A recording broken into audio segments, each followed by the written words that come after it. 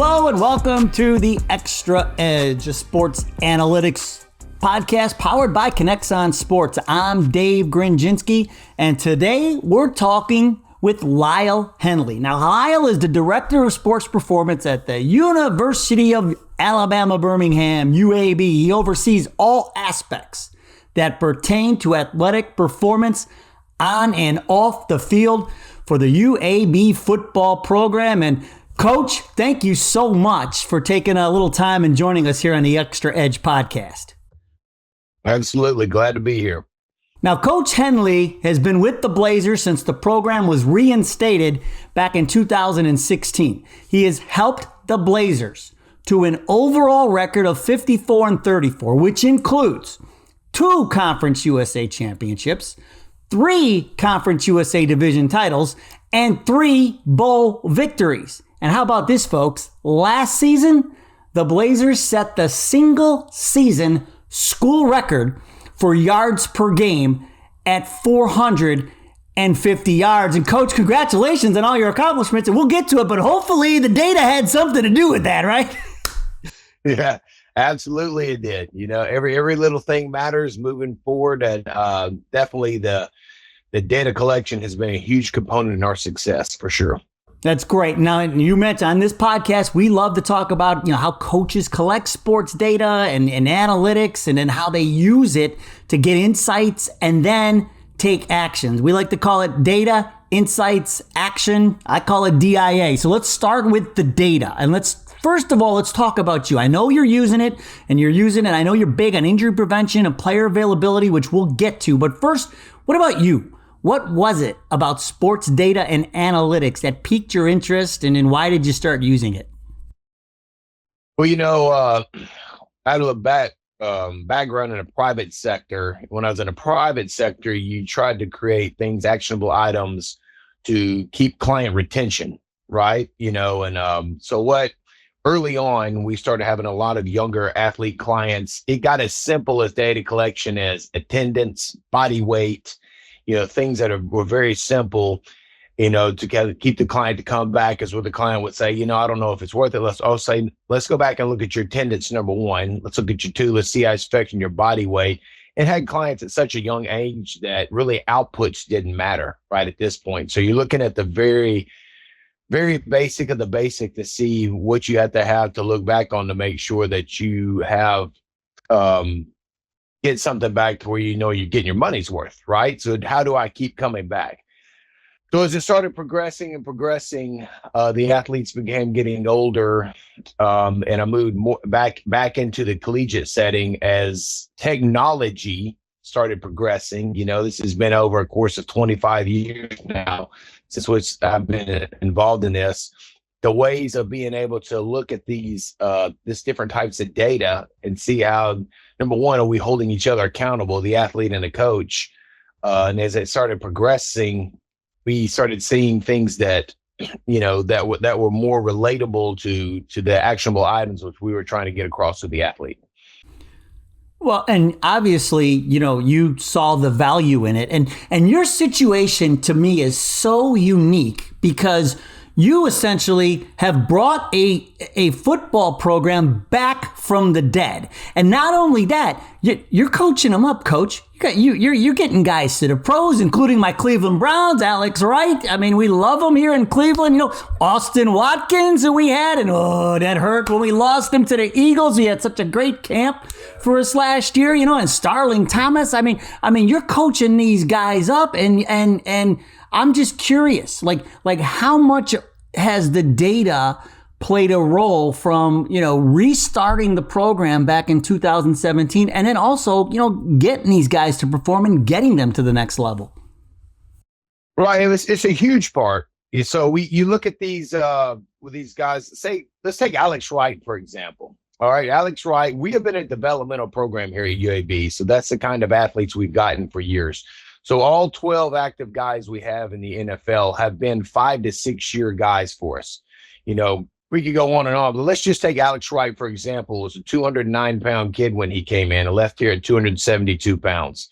So as you start moving these guys through this process of having them for 5 to 6 years, you start to look at things where, what do you keep chasing? What metrics do you keep chasing? Do you keep chasing metrics that have a point of diminishing return? And then when you get to that set point, what other metrics do you start to chase? The only way to really know that for sure is to look into the data, right?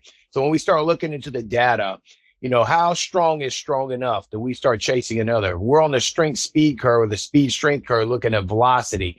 Where are we fast enough? Where are we powerful enough? And not so much, I don't know if you can ever be strong or fast enough. You can't never be too much of any of those things.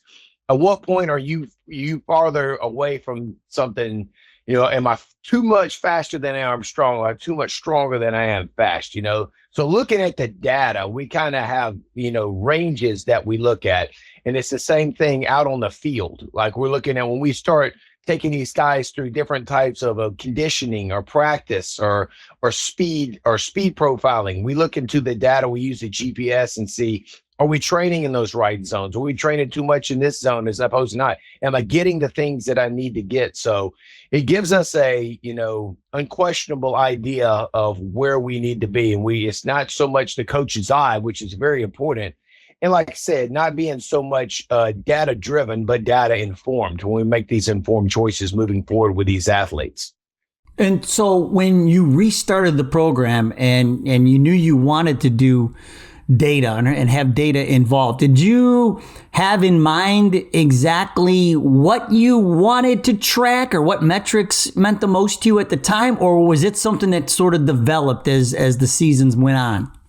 It developed as when you start getting into practice planning with these coaches. I'm now with my third different head coach at UAB. You have to get a feel. So because you start coming up with an actionable plan of where you want the team to fall in, you have to look, number one, at the team's training age, right? So how familiar are they in these offenses or defenses? And so when you start looking at, hey, this team, I'm really not familiar with what a practice looked like year one with Bill Clark, right? So it took me year 2, year 3 to get comfortable with Bill Clark. Okay, this is what a Bill Clark practice. This is his non-negotiables of what he has to have. How can we navigate in and out of these practices and training leading up to get these guys ready for practice? What does it look like? Is the offense more of a run-based? Is it pass-based? Is it slow tempo? Is it up tempo? Brian Vincent was an offensive coordinator, but once he got to put his hand on where he was and his touch on the program, it evolved a little bit more. So practices started shifting with Brian Vincent. Now we come in with Trent Dilfer. Trent Dilfer is running a totally different style of offense. The defense is going to be paced around that. Our league is a different league. It's starting to evolve in some different things of where college football is going. So it looks a little bit different what we're preparing for. So as you start to figure out, there's a training age of your team. So when your team first starts to get involved, you have to onboard a lot of these. So the volume is going to be a little bit higher because we're teaching. I've already noticed year 2 in our different style of with Coach Dilfer, that is, there's not so much onboarding of materials. The player's a little bit more familiar. It doesn't take as many reps and as much volume as it does. So you adjust year to year. You really don't get a good feel of where you need to be specifically, I would say, until about that second or third, maybe even fourth year.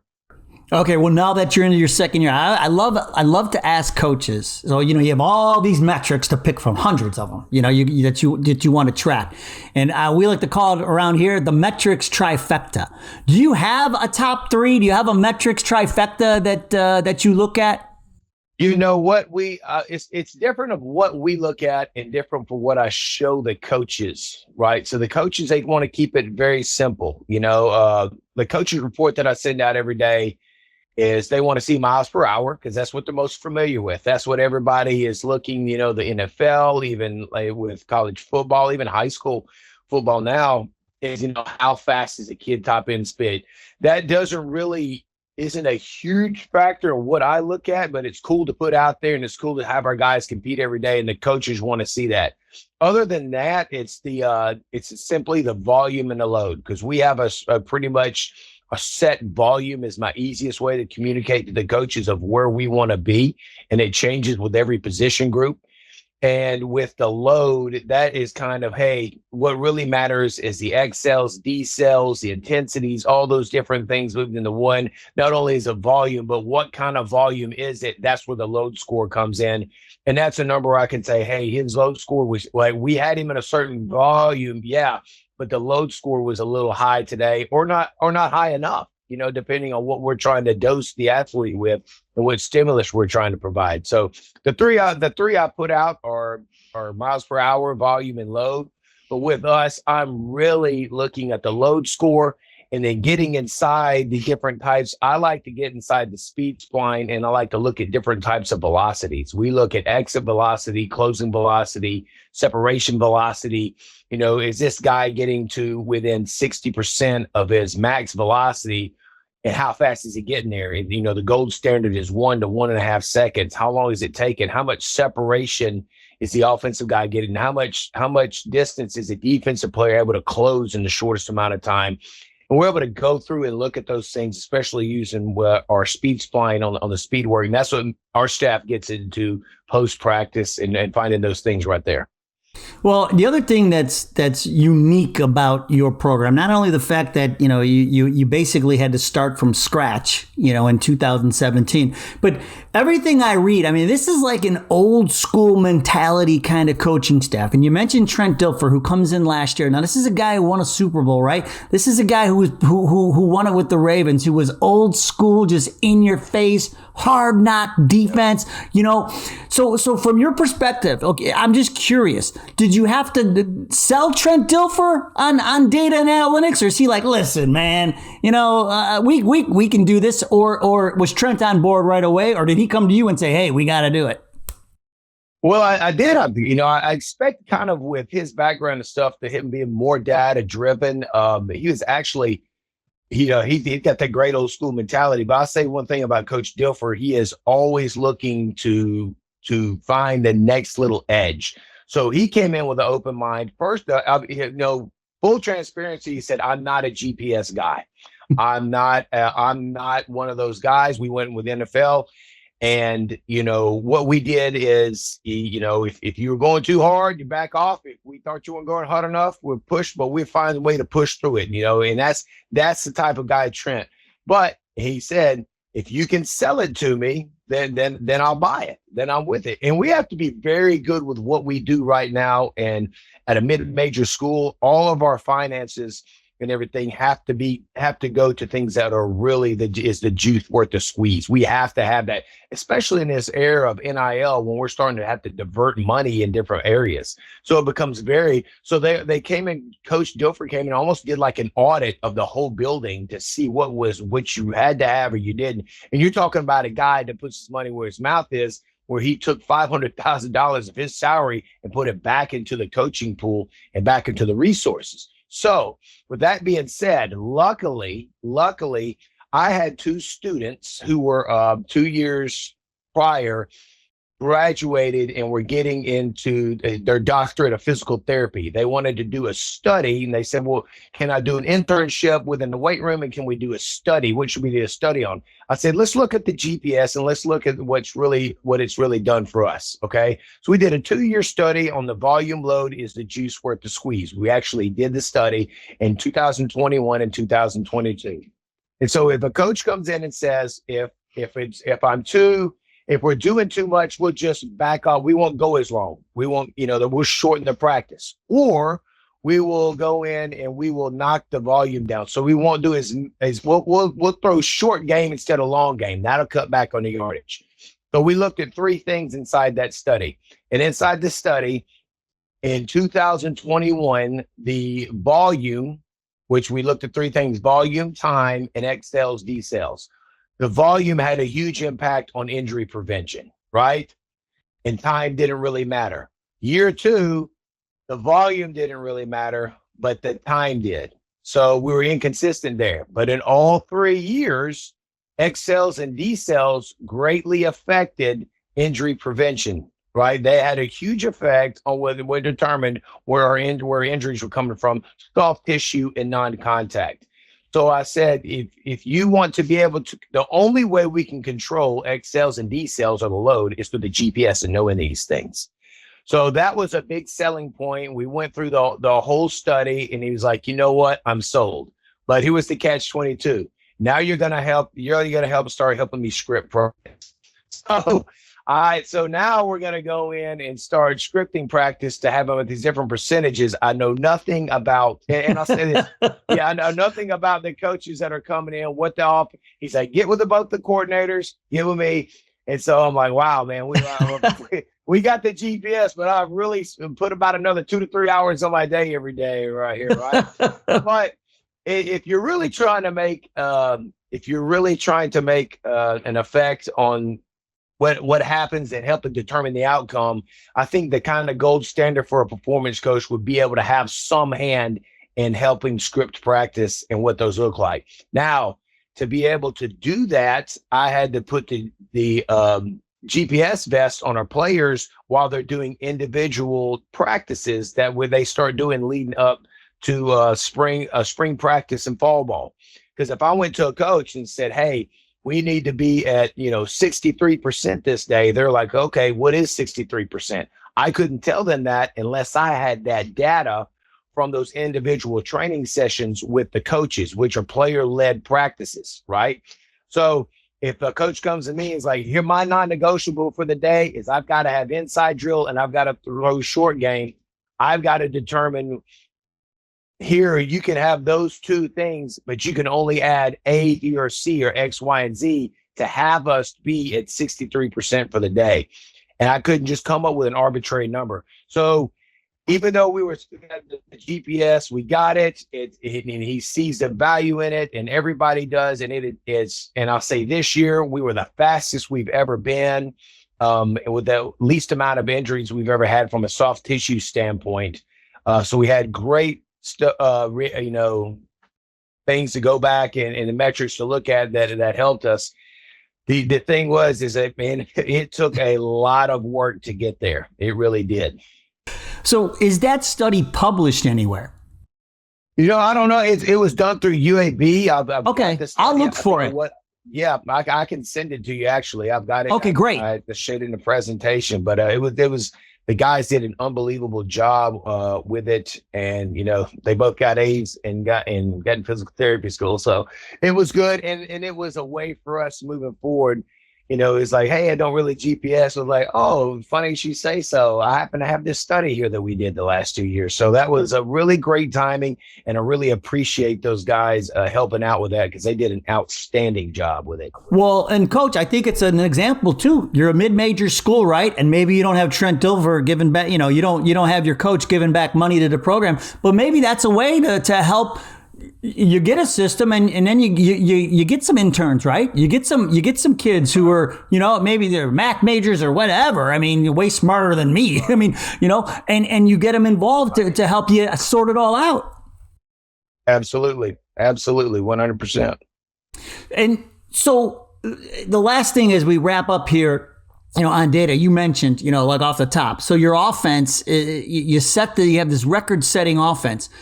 How did the data first of all, how much lead time do you get when you have to script you're part of the script of the practice? I mean, are you finding out, is coach telling you like the day before, and then you're on the hook to get it, on Tuesday night, he comes to you and says, okay, this is what we're doing tomorrow. And then you got to have it ready like Wednesday morning. How does that work?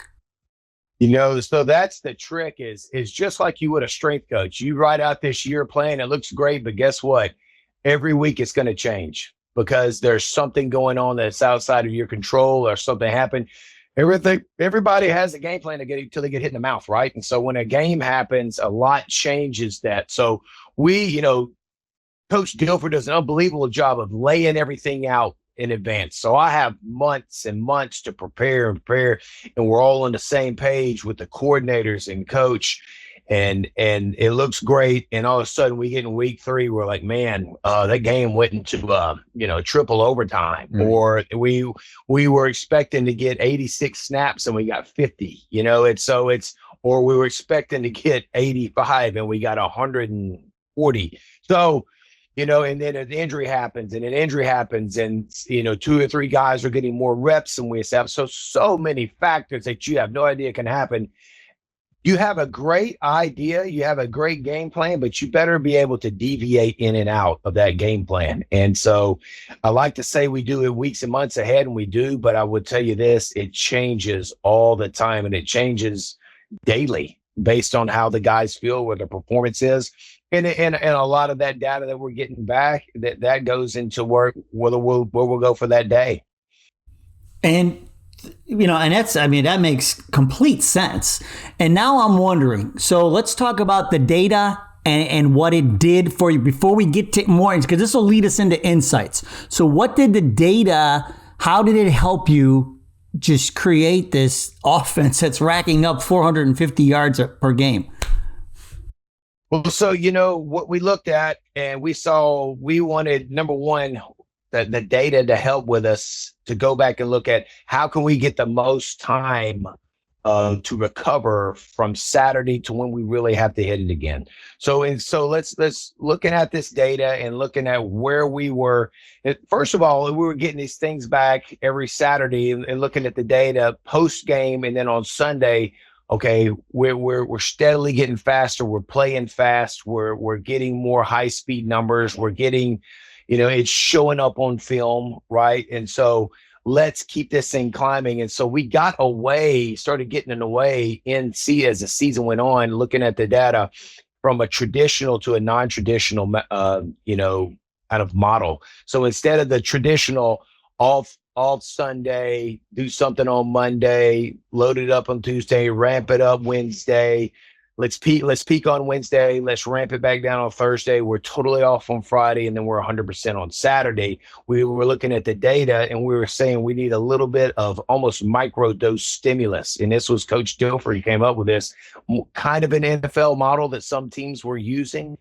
So then we would turn around and let's go Sunday and have a really micro dose day on Sunday at about 20% of what our load normally is.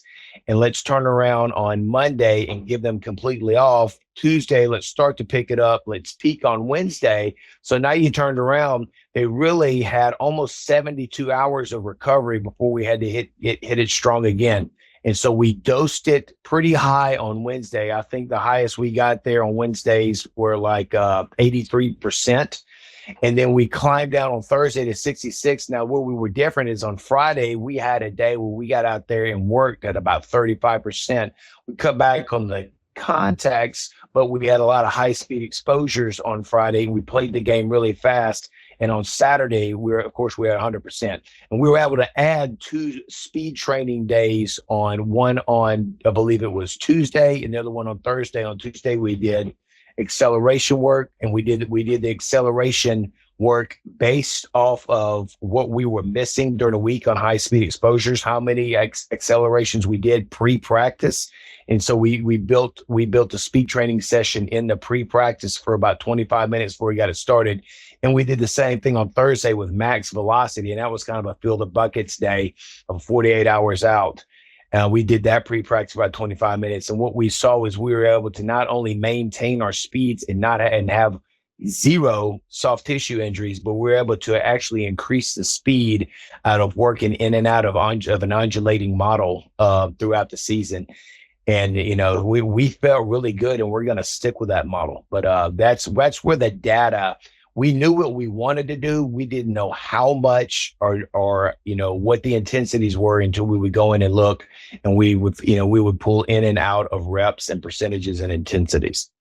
And so, the insights that you get, then it obviously matched up with the type of offense you wanted to run, because I've heard you talk in multiple arenas, and you're always talking about speed. And so I imagine that everything kind of came together then. The data led to the insights, and you're like, okay, this is going to be a perfect match for our offense. Yes, we did. We had to marry it together. Our offensive coordinator was sold on it.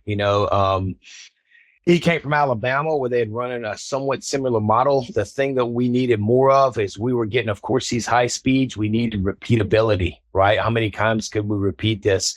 And that came through, depth, of course, depth helping us and rotating guys in and knowing what guys and fresh and weren't, and who is more available week to week and day to day. And who, that the data helped a lot in that. And it got guys more reps that normally weren't getting reps, and some guys that needed recovery that were war daddies that we would pull them off. So the rep sharing, being able to, rotate guys in and out using the data and seeing where they were.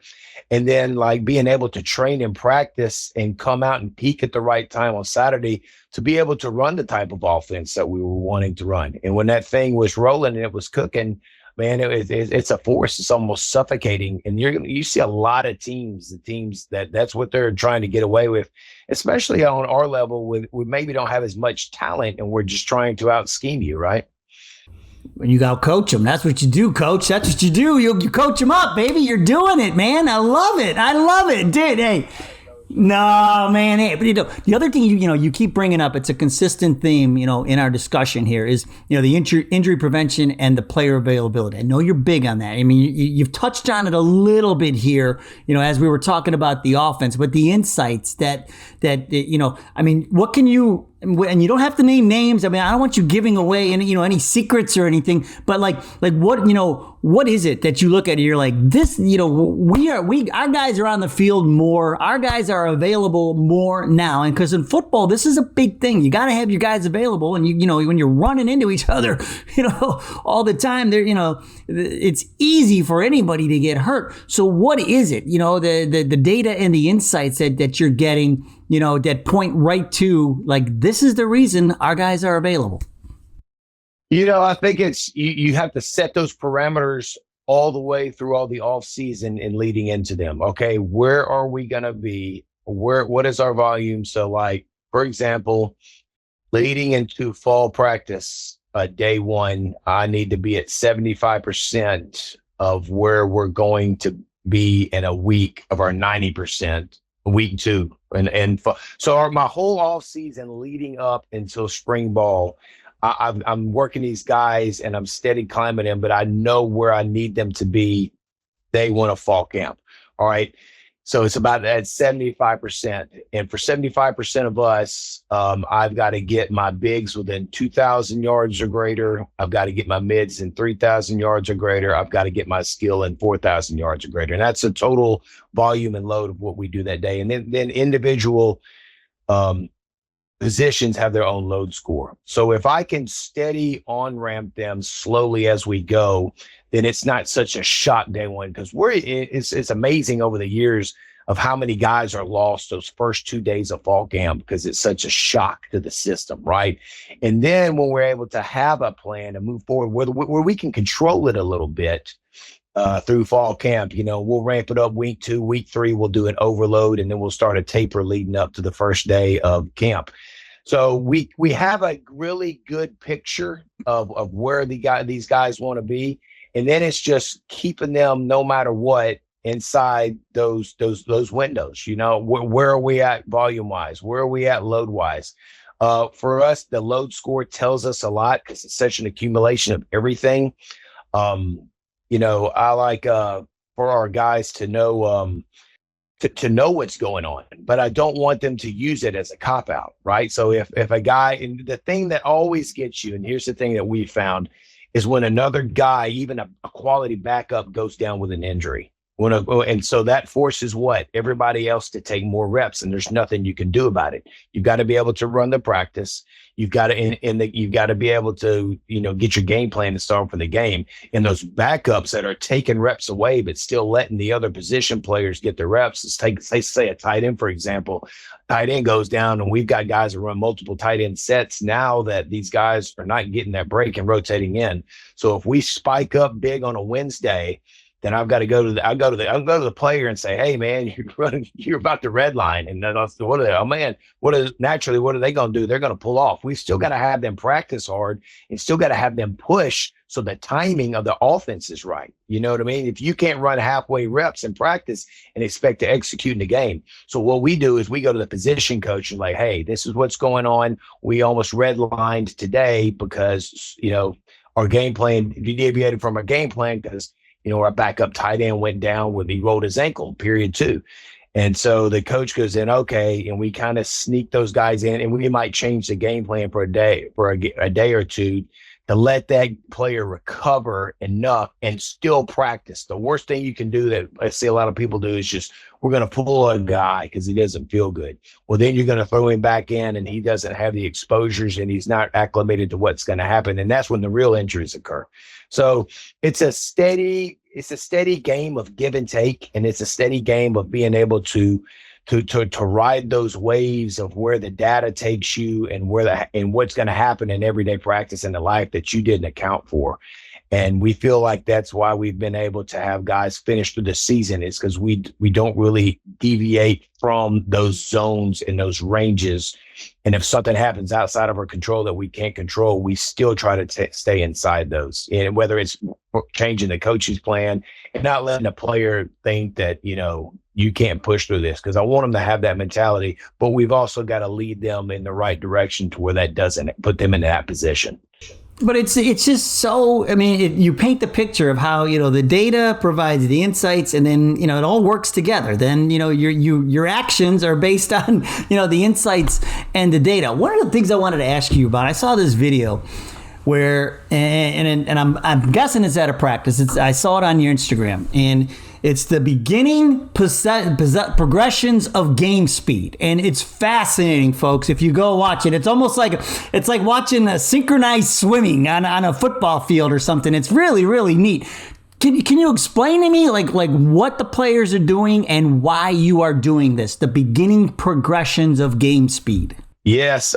So I tell you, there's a guy out there, I'm sure you know him, everybody knows him, named Tony Villani, and he gets a lot of credit for being and he should, for being one of the best acceleration 40-yard combine guys out there. But what a lot of people don't realize about Tony, and they're starting to realize, is he's probably the best change of direction guy out there in teaching change of direction, in teaching what game speed is.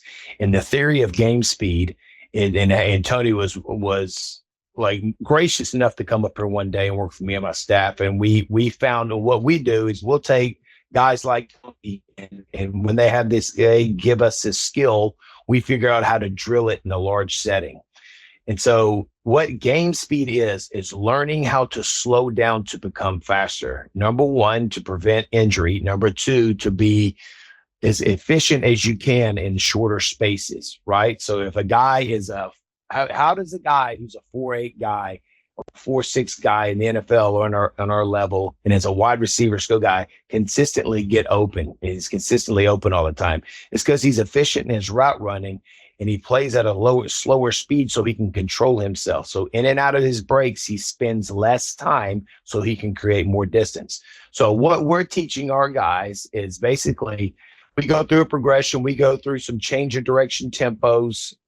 We teach the game speed, and then we marry these together at some point in what we call small-sided games. A lot of guys are doing this, and then we time these things. And when we go out in time, you go and see a guy who runs a 90-degree turn, or you do a 5-yard fly-in through a laser and have him change direction and come back. And it blows some of these guys' minds that are 4'4" guys, but the 4'8" guy got a faster time than change of direction. Well, they understand game speed. So it's something that we progress. We teach, we teach it in short spaces and long spaces. And then you have to have the contextual, the final stage of it is to have the contextual awareness of when to use it and how to use it. So it's another tool that we're giving these guys to put in their tool shed, and it's an unbelievable weapon. But it's how, especially for us, we're going to eventually go up against some of these teams like SEC teams or Big Ten teams, whoever, who have better athletes, and guys who are more raw ability can, once again, just like if we can outcoach somebody and try to out game plan somebody, can the athlete do that on an individual basis and use every tool they can to combat against somebody that's a better athlete? Think about it as jujitsu. Jujitsu was invented to let somebody with less body weight be able to defend themselves against a larger opponent by using leverage and technique. It's the same thing you would think about with game speed. That is, like I said, that video, I was watching it over and over. It's just, it's something I had never really seen before. And I appreciate you, giving us the details, and explaining a little more what it's about. I think it's great. Hey, by the way, like the miles per hour, you don't have to name names. Do you have a record setter for your miles per hour? Who's the fastest? We do, and I'll name it. We had a player at Starling Thomas, who is a starting corner as a rookie, as an undrafted free agent rookie for the Cardinals, who is a 4.3 guy all day at 10.3, 400 meters guy, but he ran 24 miles an hour. I think it was 24.17. And the play which he did it on, he looks like some guys don't look, he looks like he's, and I love the play because it's a guy, a running back is on 4th and 1 on the opponent's 20. He breaks loose on an 80-yard run, and Starling walks him all the way down and actually gets to him right as he passes through the end zone. But he covers so much ground. But that says a lot about that kid. He would his ability to not give up and give everything he's got. That's who he is. And combined with somebody who is an unbelievable natural speed talent like Starling. So I think even just that one play and that metric just caught the eyes of so many NFL teams. And it told us a lot about who the kid really was. But he's our guy. 24 plus is a gold standard around here. I don't know many guys that'll touch it but what an unbelievable kid he is. Well, what is it? You can't teach speed. You can't coach fast. What is it? It's you just you need to nickname him Speed Limit. Jiminy Christmas, 24. Hey, did you ever do it yourself? Did you ever check your own miles per hour? I don't want to fall into a deep state of depression too early. So I know the last time I tried to compete against our kids on the jump pad, I knew it was over for me. So it's kind of like that moment with your own kids, right? When you're out in the backyard shooting hoops, and that day that comes when they start smoking you one-on-one. And my day, I've got a 14 and a 12-year-old, and it's already there. Oh yeah, you're right. That's the turning point. I went through it. Trust me. Hey, you've been great. And as we wrap here, I'm just curious. We talked about so many great things that you've been able to accomplish, with data and collecting, and the analytics and all that. But I'm just wondering, is there anything that's still missing? Is there anything that, when you come in every day, you're like, boy, I wish, we got so many great things, but I wish we had that. If the answer is no, that's great. But I'm just curious, is there anything that's still missing?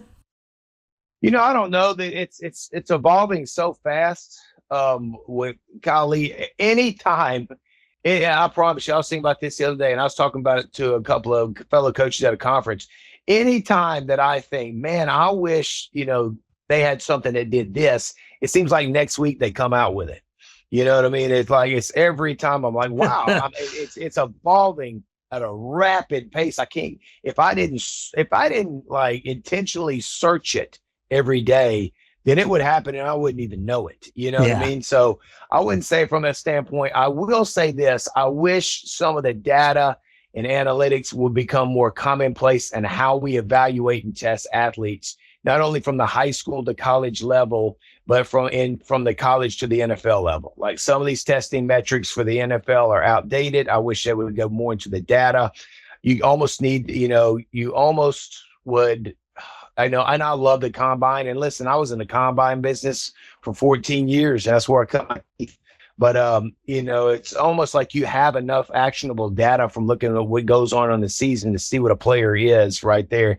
And maybe you test some different metrics when you go into the NFL, but especially from the high school standpoint. I wish at these camps that there was more data taken from, actionable stuff from the GPS and set up from a laser than what we collect, what we collect right now. And then I do think the more teams that are being exposed in the high school level, kids are starting to get what fast really is. And some of these like unattainable, the worst thing is a kid that goes to a camp and somebody times them wrong and they think that's what they are.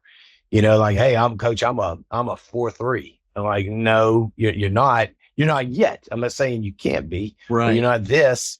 But once you get labeled that, it's hard to convince somebody that they're not that, but here's what you could be. Right. You know what I mean? So if I just say one thing, I don't know if there's anything that there's out there that I don't know, because there's so much stuff that I didn't even know existed. But that is the one thing I would change, is how we are evaluating these kids and what the metrics are for what is good and what is average. I'll tell you, it sounds like you need to find yourself a couple of more graduate students and do another study. Yeah. I'm not trying to put any more on your plate. I know you're scripting, you got all kinds of things going on, but those doctoral students that play linebacker, there's not many of those. So well, I tried. Hey, Coach, if somebody hears this and maybe wants to reach out to you or something, can they reach out to you, whether it's social media or email or anything? How can they get a hold of you? Absolutely. My X or Twitter, I'm old Twitter, but my X handle is, it's hard to forget. It's at strengthzilla.com.